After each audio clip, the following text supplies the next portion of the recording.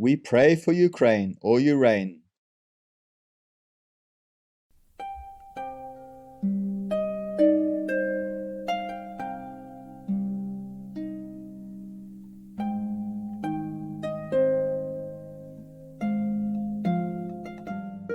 Most people, they think dying is a terrible thing because they're not prepared. I am preparing you for the time of departure because then you're so used to it already, and maybe you're looking forward more or less to that time. And mostly Master tells you in advance, so you take care of everything before you leave. So nothing bothers your mind at the time of departure. Because if one thing still bothers you, if one thing still gets your attention and your desire, then you'll come back. Not necessarily as a human being. Could be a worm. Could be anything as long as you can satisfy your desire. So don't desire anything before you die. If you like to eat some apples, for God's sake, eat it. Eat 10 if you want to, and then go with ease. If you still want to eat an apple the moment you exit, then maybe you have to come back, not as a human, not even as a vendor of apples, but as a worm inside an apple to eat. Eat all day until you're fed up. Then maybe you'll be reborn again as a bigger worm to eat bigger apples or more apples. Who knows? Therefore, practice this meditation slowly, or your desires will leave you. You don't have to cut off the desires suddenly, except the ones that are harmful to you, like alcohol, drugs, meat, fish, animal people, products, intoxicant products. Otherwise, you don't have to cut everything else suddenly. You can do it gradually, okay? Every other thing, except the things that are harmful to your spiritual practice. And excuse me, many people ask me this question: is sexual activity harmful to spiritual practice? Tell me, is it or is it not? Yes or no? Yes. Yes. Do you know why? Huh? You know it is, but because the masters say so. But do you know why? Attachment? No. No. People sometimes they don't love the person, so they don't attach to that person. What?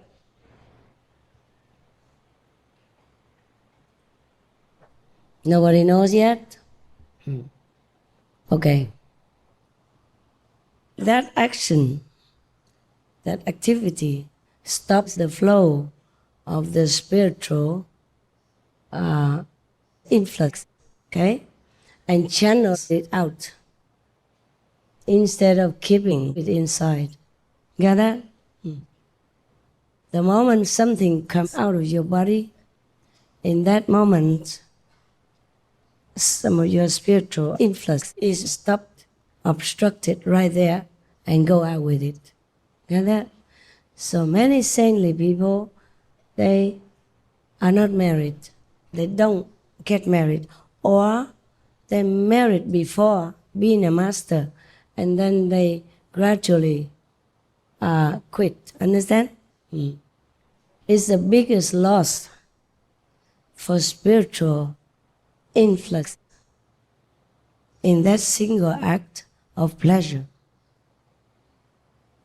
But don't fear a lot, because if you married, mostly after a long time, this kind of sexual desire wears off. So St. Paul in the Bible, he say it's better to be single, like me, meaning him. But if you cannot, then okay, you get married. But temper your desire. Yeah.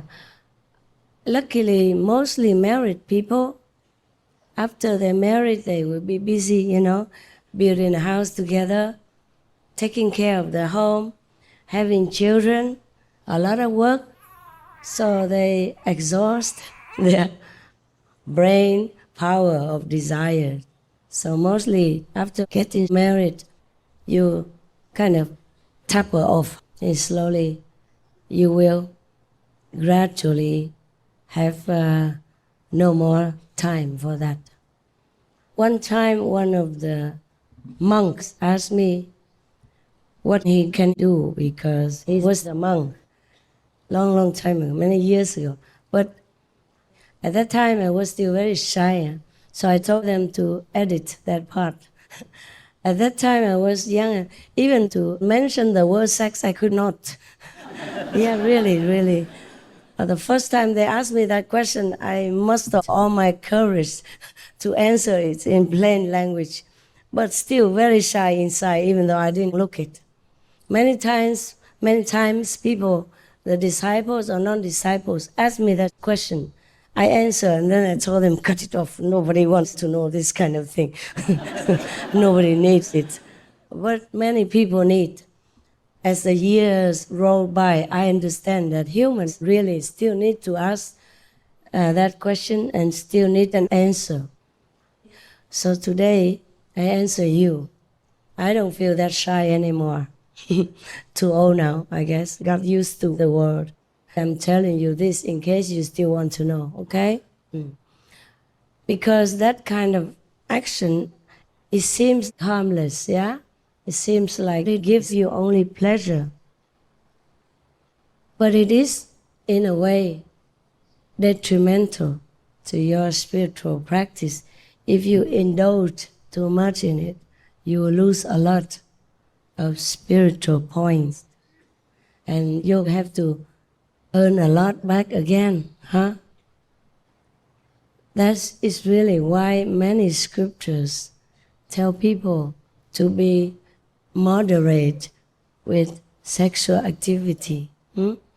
And they advise you, or the masters advise you also, better not to have this physical contact, okay? Intimate contact before marriage. Like that, you're stuck with your partner no matter what. And then you will be learning to help each other more and be more friends.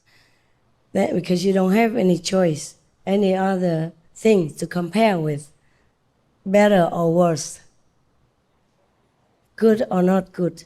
You just stuck together, and that's good for you. If you have good intimacy with your partner, well, okay, enjoy it while it lasts. If you don't, even better for you. You see what I mean? That's why they advise you not to have physical, intimate contact with your partner before marriage. Well, of course, I didn't know all that. Please don't think I knew all that before, okay? I just knew it as the years of practice, as I learned more from heaven. Because when I'm in this body, borrow or not borrow, I still have to stay in it. And I still have to suffer like everyone else. I have to learn different things, okay? But many things I don't learn from humans' world, except the emotional ups and downs, or the suffering, physical, mental, that I have to experience also through the body. But other knowledge, like that one, I told you, between husband and wife, and physical intimacy, that I did not learn from human worlds. Nobody would teach you that. I bet you many masters, even fifth level masters, who told you, take it easy with your wife or husband's sexual activity. I bet you they also don't know why. They probably listened to their master before that, and their master listened to their master before that. You don't believe me? You go ask them. Don't show them this video first, okay? Go ask them first. See how they answer you. It's not like that. They probably say, oh, this is mundane stuff. You know, it's lowly, so it's not saintly, it's not holy. You know, you should respect the other human beings like your mother, your sister, or your brother, or your father, etc., etc., etc.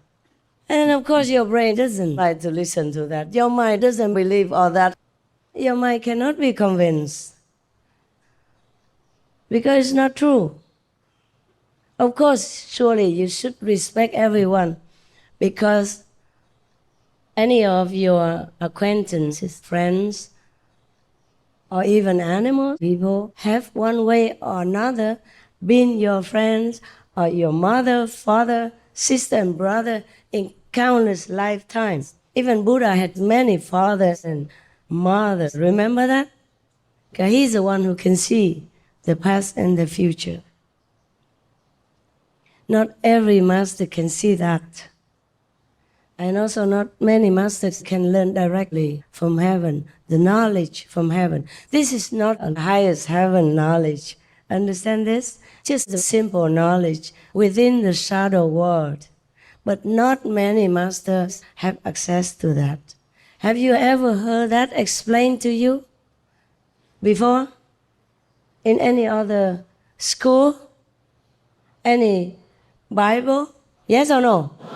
Yeah, okay. Yeah, that's why I'm telling you. Many things I tell you, I learned from the heavens, your heavens, okay? My heaven is not, not there.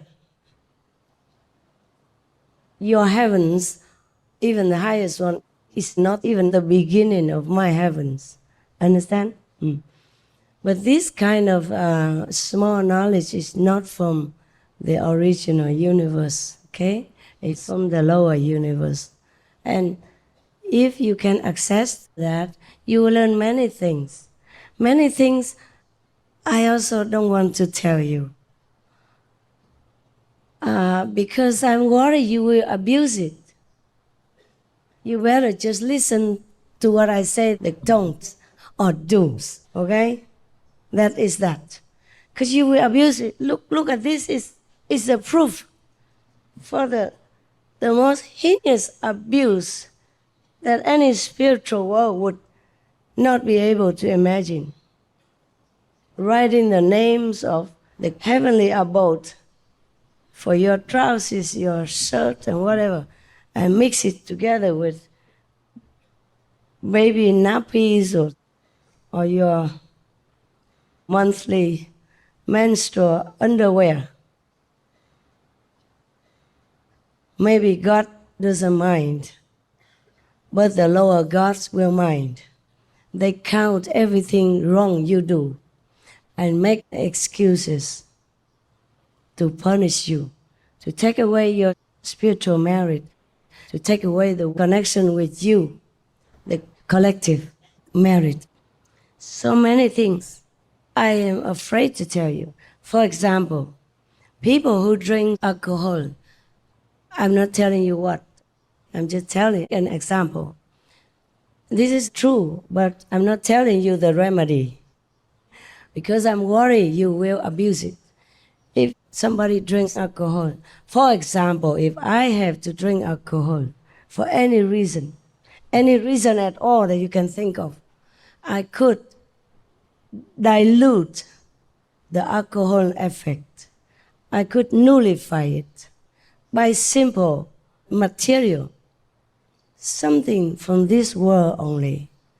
Don't have to go to even astral level to cure the alcohol effect and damage to your body and other spiritual concerns. Everybody tells you alcohol is bad for you, don't drink. That you know. Because you get drunk, you damage your nerves, your brain, and if you're older, the damaged brain tissue doesn't grow back. You know that. Everybody knows or not? Yeah? Well, if you do research, you know.